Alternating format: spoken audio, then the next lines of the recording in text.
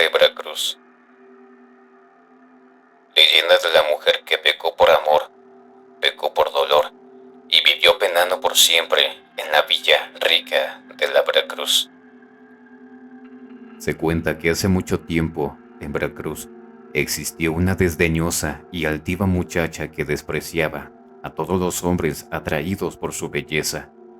Esta hermosa joven se dedicaba al cuidado de su anciana madre, a la que sostenía con el fruto de su labor honorable como la bandera de casas principales de la ciudad. Sus manos hacían maravillas, dejando con perfecta blancura la ropa que para su aseo le era entregada. En una de sus visitas a cierto palacio, donde recogía cada semana su ropa, quiso su desdicha que se tropezara con un capitán gallardo y aventurero, del que se enamoró perdidamente. Vinieron los encuentros casuales provocados por el capitán. Comenzó el idilio trágico que tuvo su brusco despertar cuando la desdichada supo que iba a ser madre. En vano fueron pronunciados los ruegos de la muchacha. El capitán la ignoraba. Cansado de su conquista, aceptó gustosamente ser trasladado a otra guarnición. Comenzó el calvario para la infeliz mujer que sacrificó su honra en nombre del amor. Fue echada de las casas en las que se ganaba el sustento. Las otras mujeres de su edad aprovechaban su desgracia para hacer de ella escarnio. Los niños la seguían por las calles lanzándole piedras y los buenos mozos, que en vano le habían pedido una limosna de amor, ahora la despreciaban indignamente. En el pecho de aquella mujer que pecó por amor, se fue infiltrando un desprecio atroz contra la inocente criatura que traía en su vientre. También se llenó de odio contra la sociedad, que en vez de compadecer su desgracia, se burlaba de ella. Los más negros pensamientos se acumularon en su mente. Juró pagar mal por mal y vengarse ante esta injusticia.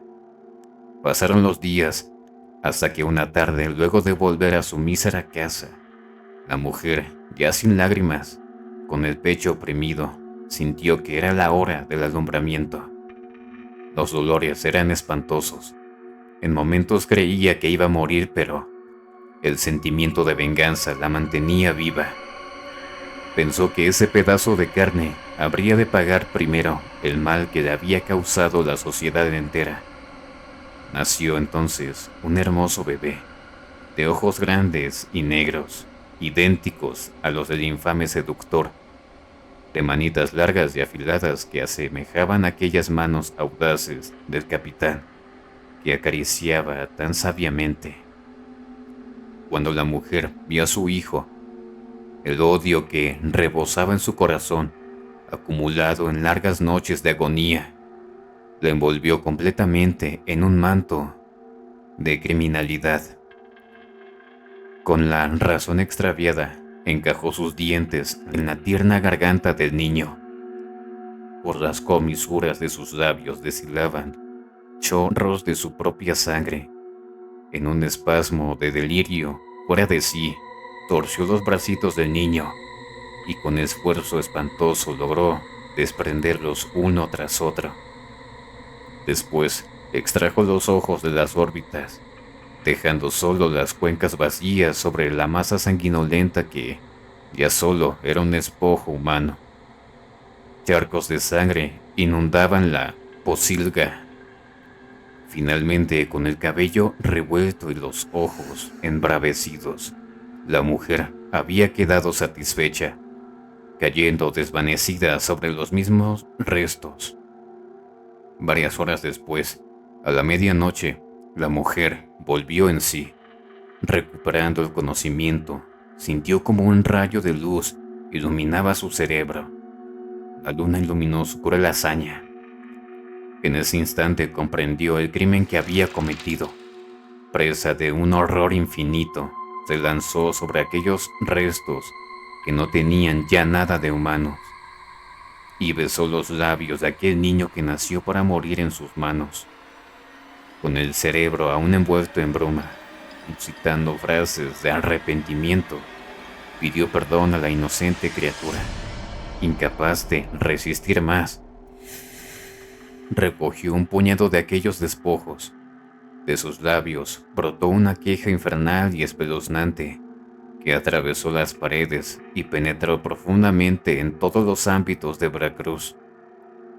Se dice que al llegar aquella pobre loca con los restos de su hijo cerca de los lavaderos donde antes iba a ganar su pan, de nuevo lanzó el quejido, que fue decreciendo. En el polvo del camino desapareció y jamás fue hallada la mujer que, desde entonces, fue conocida con el nombre de La Llorona.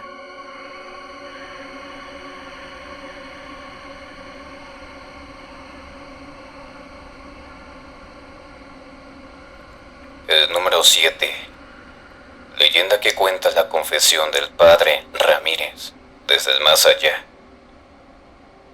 El convento de la Cruz y el del Pueblito, a las orillas de esta ciudad, fueron célebres por el gran número de hijos ilustres que dieron renombre, ya por su ciencia, virtud o por ambas, muriendo en olor de santidad, después de haber dejado tras sí una estela de beneficios a la comunidad.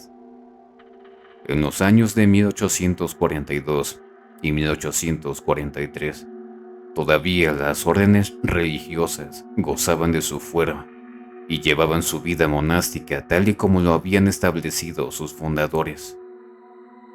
Era entonces guardián del convento del pueblito el padre Fray Delfonso, varón justo de acendrada virtud y observancia.